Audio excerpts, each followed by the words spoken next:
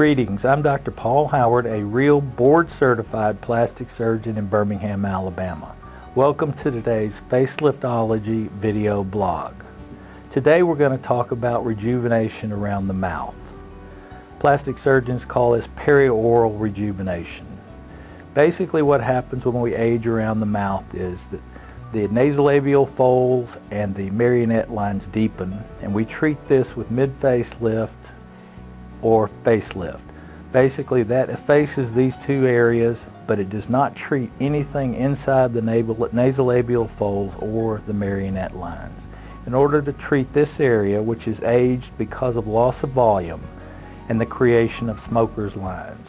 These so-called smoker's lines are generally not from smoking actually. They're just a natural portion of aging, a natural part of the aging process.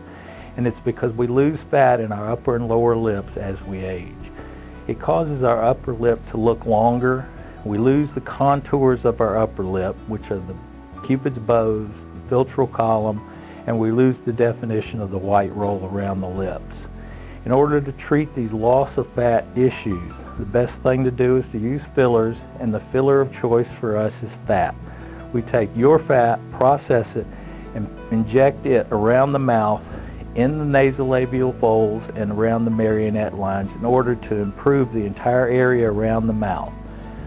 Perioral rejuvenation is a staged process though, and once we have the fat injected, we leave it for 3 to 4 weeks, let it take, and then we come back and rejuvenate the skin. And the way we generally do this is with a fractionated carbon dioxide laser.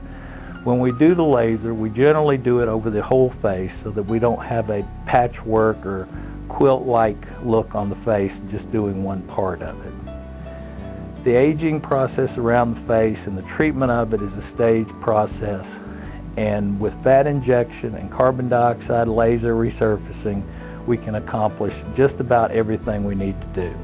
The corner of the mouth is the last little thing that's difficult to treat around with perioral aging. You cannot pull the face tight enough in order to change the corner of the mouth. If you do, what you end up with is Joan Rivers, or what we like to call around here is the Joker look. That's a face that's been pulled so tight that the corner of the mouth is stretched, and it looks in fact like Joker from Batman.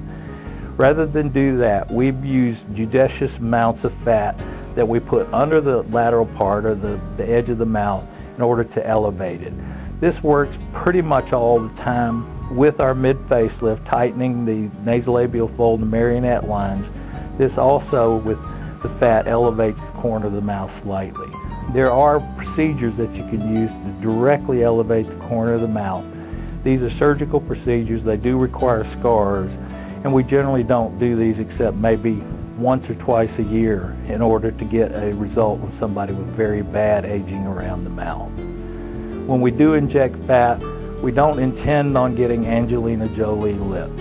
The fat we inject is used to plump the lips slightly, give a slight pout, and to improve the contours of the upper lip and the white roll.